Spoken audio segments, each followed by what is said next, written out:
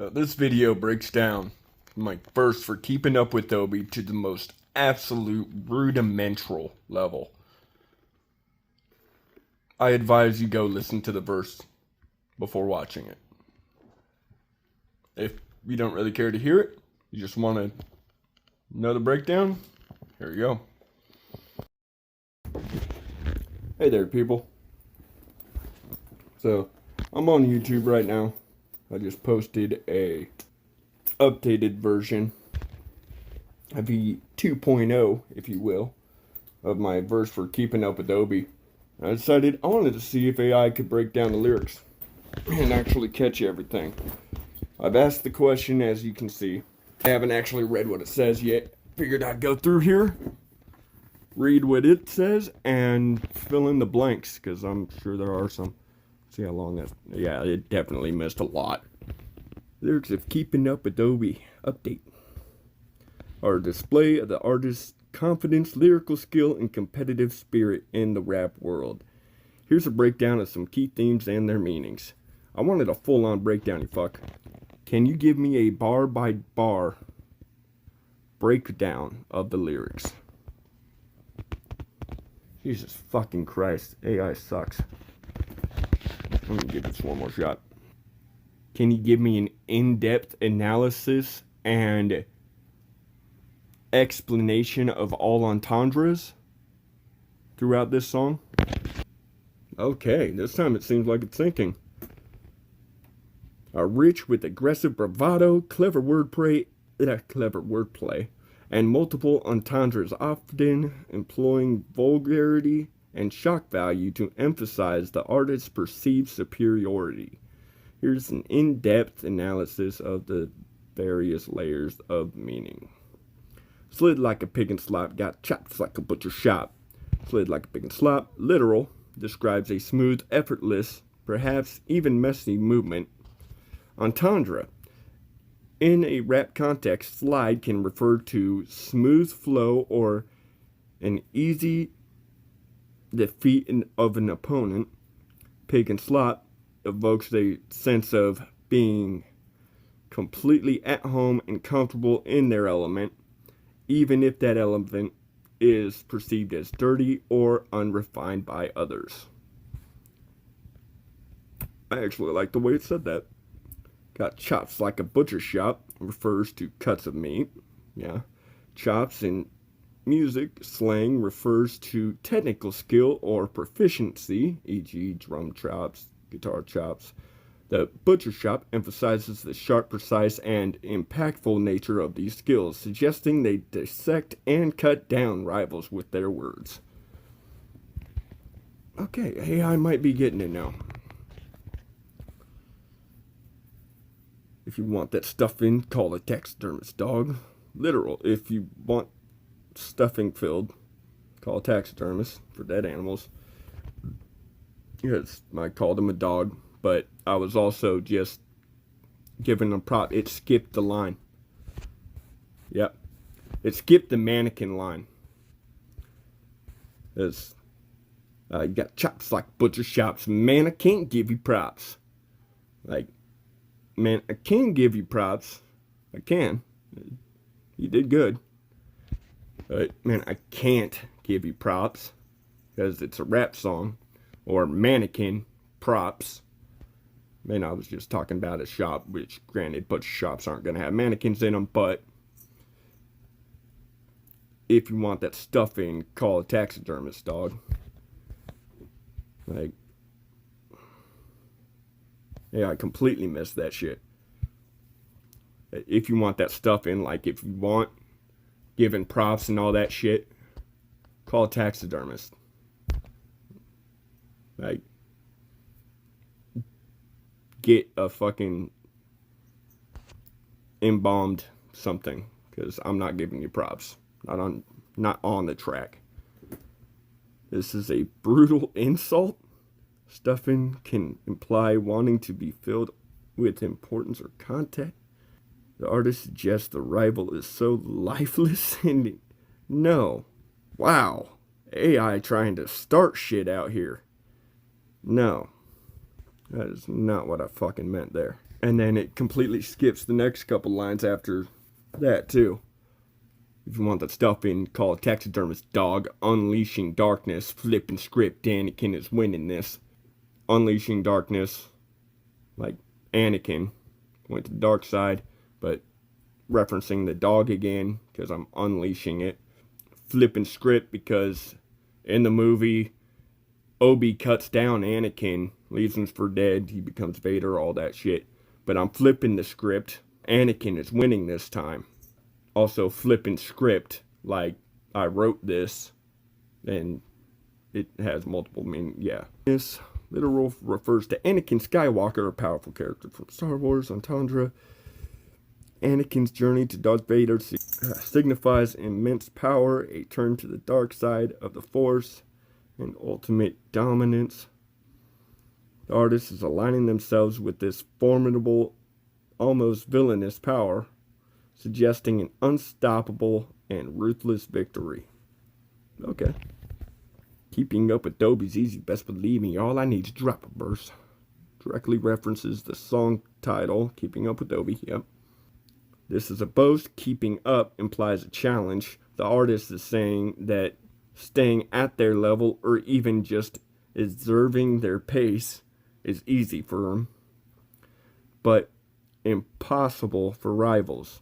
It could also sarcastically imply that rivals think it's easy, but will soon find out it's not. What? It didn't need that last sentence.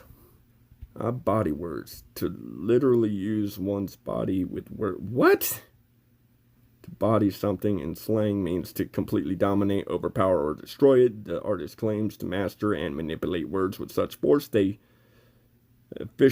effectively kill or completely control them. Making them perform exactly as desired. It also suggests that their words have a physical impact, bodying, destroying opponent. I feel like it missed something again. Oh, attacking with a force unlike you've ever seen, referencing Star Wars, but like, I guarantee nobody's seen writing ability like mine. If you see me pull my pen, flee. If you see me take out my writing instrument, you should run. I'm devastating with that motherfucker. The pen represents the artist's lyrical weapon. The act of pulling it implies drawing a weapon. This is a direct threat to other rappers, warning them that the artist's written words are so potent and instructive that their only logical response is to retreat. Well said. Rapping A-B-A-B-B-B. Sounding like babbling or very simple repetitive sounds. Eat a dick. This could be a sarcastic jab at the simplicity of other rappers' flows, or it could be the artist describing their own rapid-fire, almost overwhelming delivery that might sound like a torrent of words. Is torrent the right word to use there? Implies a certain effortless, perhaps even childlike mastery that makes it sound simple, but it's actually complex. Yeah, the last sentence I agree with. But it's also a reference to explosive personality. My song where I say, it's elementary. I don't even know my ABBs. A baby, can't you see? I am diseased, lyrically. Leaving these other suckers deceased, lyrically. And, also rhyming pattern. There's the A-B rhyming pattern that I used throughout that section, but I also threw in like an ABB rhyming pattern in there as well, so I was referencing that. But I've gone berserk. Rapping ABB, baby. It is such a weird phrase to say. I've gone berserk, rapping ABB, baby. My explosive personality's got me going kamikaze. Jumping out the window, taking the whole building with me. Explosive personality and kamikaze. A volatile disposition, a suicidal attack. Refers to the artist's impactful, confrontational, and self-sacrificing, in a metaphorical sense, approach to rap. They are willing to go to extreme lengths and create maximum impact, even if it means metaphorically blowing up everything around him, including themselves. Kamikaze this is kind of a stretch technically. I have referenced Eminem a couple times throughout this track, and I can't say the word kamikaze without thinking that motherfucker because of his album. Jumping out the window, taking the whole building with me. For some reason, I picture like this like indestructible glass, so I don't actually get out the window, but I hit that fucking window with such force, it just takes down this entire building. I don't know why I picture it that way, but I thought I'd share that. A dramatic act of self-destruction that causes widespread destruction. This is a hyperbole for the artist's disruptive force. Their individual actions or lyrical content are so powerful they can bring down entire structures or conventions within the rap game. It speaks to a scorched earth policy in their artistry. I really like that it said scorched earth there. That is a very good reference for it. Like, I go out, I'm taking everybody with me, which I continue that theme. I've been watching from a distance like a helicopter parent, getting both mad and disappointed. Everybody's grounded and I'm about to crash out, shouting Kobe, knowing I'll be dying on the mountaintop.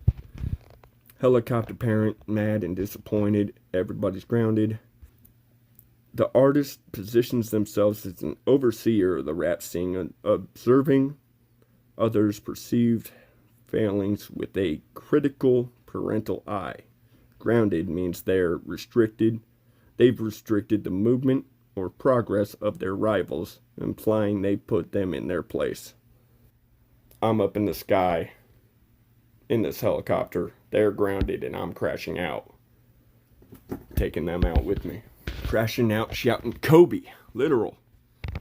A dramatic act of falling, combined with a famous basketball player's name, as I'm taking my shot. And you want the shot to make it, right? You shout Kobe. It's what you fucking do. Sure as fuck don't shout Kobe to miss. Ask the helicopter pilot. That was fucked. Crashing out implies losing control, breaking down, or going crazy, often in a spectacular fashion. Shouting Kobe refers to Kobe Bryant's signature act of shooting a basketball, often with a difficult, high-stakes shot. The artist suggests that they are about to make an incredibly bold, impactful, and possibly chaotic move, aiming for a legendary status, even if it means a dramatic downfall. Okay, it skips a lot of the Kobe Bryant thing. As everyone knows, he died in a helicopter crash, and I just had the helicopter parent reference. He and his kids and the pilot all lost their lives crashing into the mountaintop. Well, it might have been in the middle of the mountain, I don't know. Failure's not an option, I'm impossible to stop. That was Kobe's mentality there.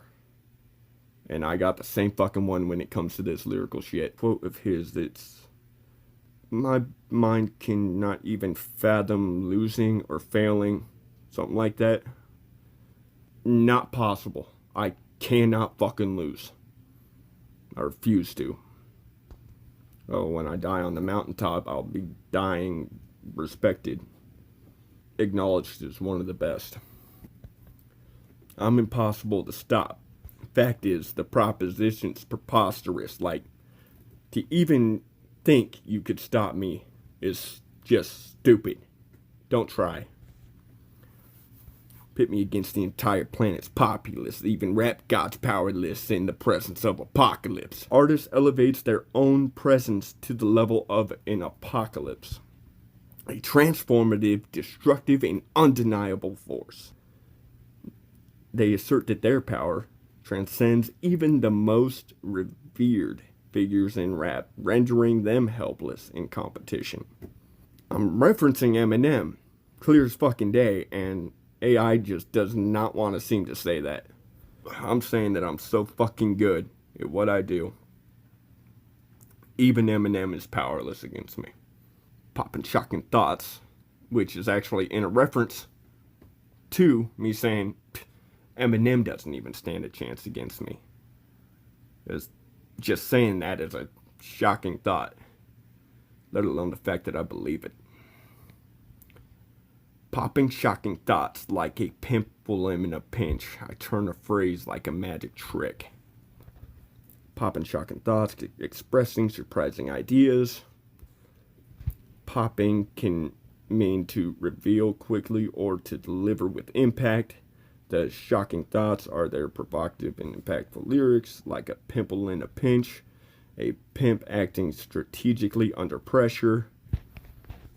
This is a highly problematic comparison, associating the artist's quick thinking and manipulative wordplay with the exploitive actions of a pimp.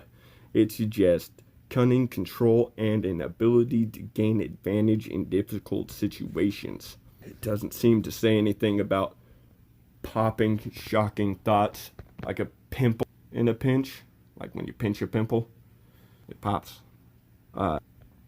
And when I say popping shocking thoughts, like a thought getting smacked, not expecting it, being shocked by it, pimple in a pinch, like go get my money, bitch.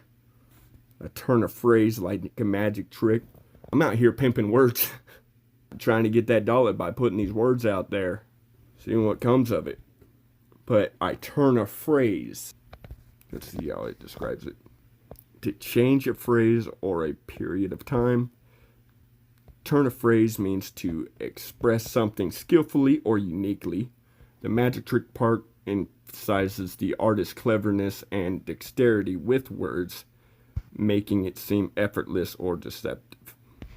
I'm saying that it's like mind-blowing, the way that I can put words into a phrase and have just so many fucking meanings throughout what I'm saying. But turning the phrase like a magic trick, trick is another term for hose. So turn a trick, yeah. How many different positions do I have to flip a bitch in order for you to notice I'm fucking different?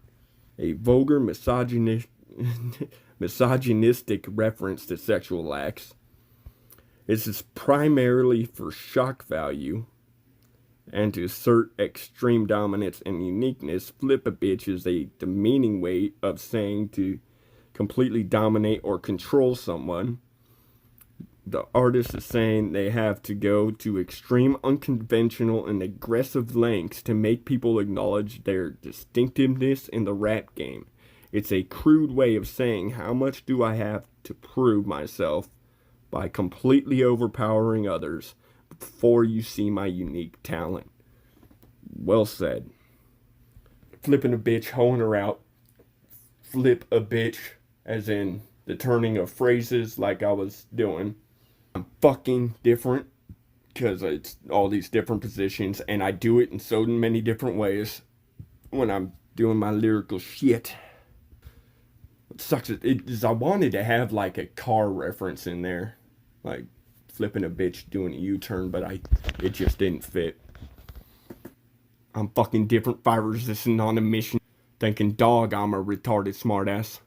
Fire resistant because I'm spitting fire, but I'm not burnt by it. On a mission, got my goals. That I'm trying to be the absolute fucking best there is. But also on a mission, thinking God, like a missionary.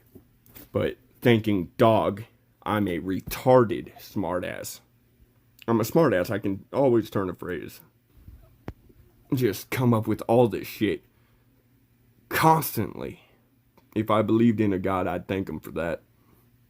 But I'm thanking, dog, I'm a retarded smartass. Expressing gratitude for being intellectually disabled yet verbally clever.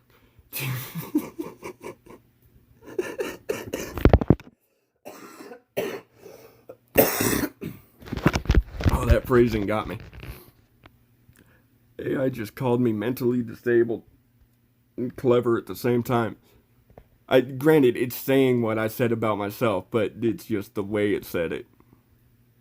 This is a provocative oxymoron. Retarded is used controversially here, but in slang, it can imply something extreme, wild, or absurdly good, bad. Smartass implies cleverness and wit, often delivered in a sarcastic or impudent way. Impudent. The fuck does that mean? Anyone that's listened to No Witnesses knows I have a very vast vocabulary. But that one's new. Impudent. Punctual? The artist is saying they are unconventionally intelligent, perhaps wildly unconventional in their genius, and not afraid to be provocative or rude in expressing it. True. I'm a retarded smartass, saw the title of the song and said, oh, hell nah, fuck that. Title of the song, Keeping Up with Obi. Like, oh, I'm gonna do more than keep up with the motherfucker. Fuck that. I'm on Steve Rogers' left. This is a pop culture reference implying a position of trusted partnership strong. It suggests the artist not wrong. In whatever Captain America movie, he's jogging past Falcon. This guy's a gangster. His real name is Clarence. And as he's passing him, he's like, on your left. But I'm passing up Captain America on his left. Like, no, Cap, sit back. I got this. As I risen with the tism, given no life shack and nanarism. Rism with the tism. To apply riz, charisma, with tism, implying autism. As I got something wrong in my head. It is a highly controversial and unconventional piece of wordplay. Riz means charisma, the ability to charm or flirt. Tism is a casual, sometimes derogatory shortening of autism. The artist is creating a jarring contrast, suggesting their charisma is unconventional, perhaps socially awkward, but ultimately effective, or that their unique way of thinking, implied by tism, is what makes them compelling. It's designed to shock and make the listener consider their unique approach. Given no life-shacking aneurysm, causing a brain hemorrhage in a lifeless, not Shaquille O'Neal. Not the Shaq I'm referencing. Wow, man. YouTube is doing No Life Shack dirty. For those who don't know, No Life Shack is a reactor that's done a fuck ton of videos on YouTube. He's entertaining. With a lot of Eminem, especially. There will be so many bars throughout the verse that he's like, give me a headache. So I'm saying, I'm not going to give No Life Shack a headache if he reacted to my shit. This shit would give him a goddamn aneurysm. Because it is so complex. I put it down like a sick dog on a pussy-eating spree. Putting down in slang means to execute something powerfully, to deliver a crushing blow or to kill. The artist is saying they deliver their lyrics with terminal finality, metaphorically ending careers or arguments. On a pussy-eating spree, engaging in widespread cunnilingus, this is a vulgar and primarily for shock value, but it also conveys extreme, unrestrained, and insatiable aggression and dominance. Pussy here can be used as a derogatory term for weakness, so eating pussy could imply utterly destroying weakness or taking full control. Like, if a dog was out there eating cats, you'd have to put it down. It's a sick dog on a pussy-eating spree. But I'm also referencing the Wonka candy spree. As if a dog was standing on cat eating spree. I'm a dog on a pussy-eating spree. Like a cunnilingus, as it referenced. Just doing it constantly. Like, that is my favorite fucking entendre I have ever come up with.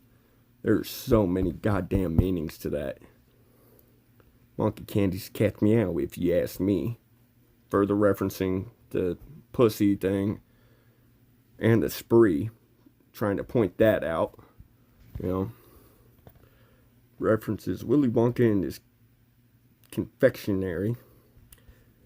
Candies can symbolize sweet, enjoyable, or enticing things. Likely referencing to... I'm referencing spree, you fucks. The cat's meow is an idiom for something excellent, perfect, or highly desirable, the artist acknowledges that I wasn't calling the music candy, you fucks. But that was just that I think it's the best. Nope. Saying that Spree Wonky Candies is the cat's meow would suggest it was the best. Which actually, I fucking love these things. I forgot that I had that sitting there.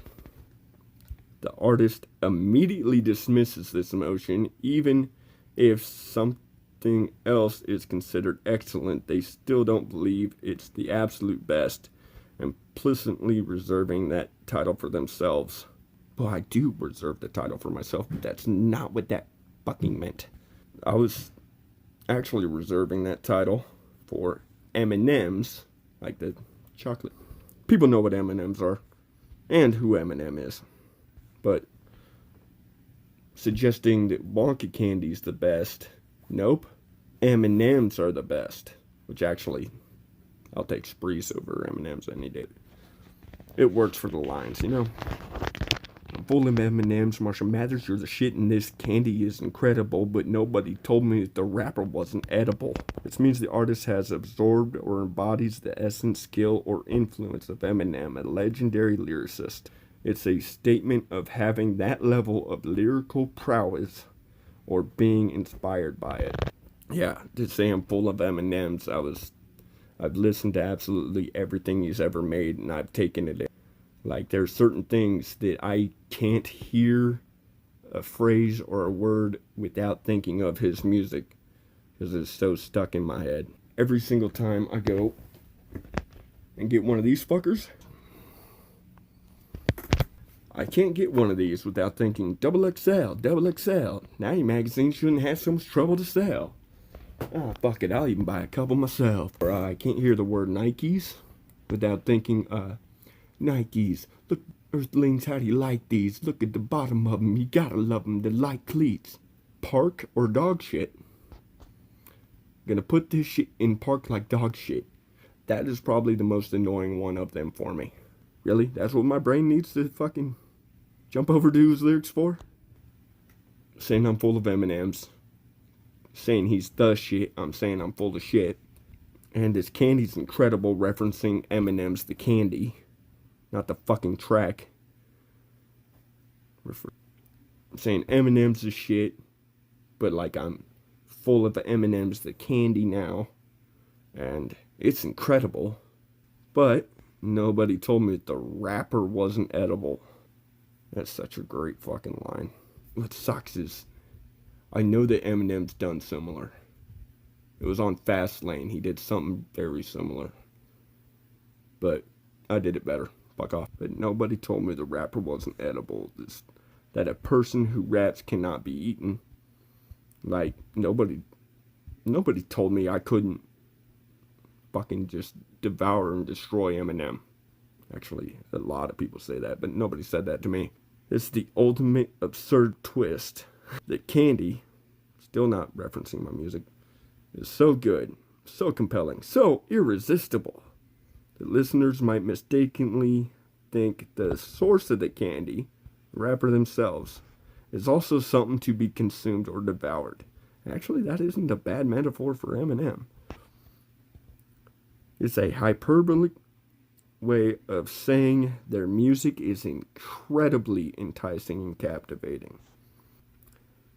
I'm eating M&M's, the candy, but nobody told me I couldn't eat Eminem, the rapper. But nobody said I couldn't eat the candy wrapper. I'ma try. We'll see how it goes. It might not digest well.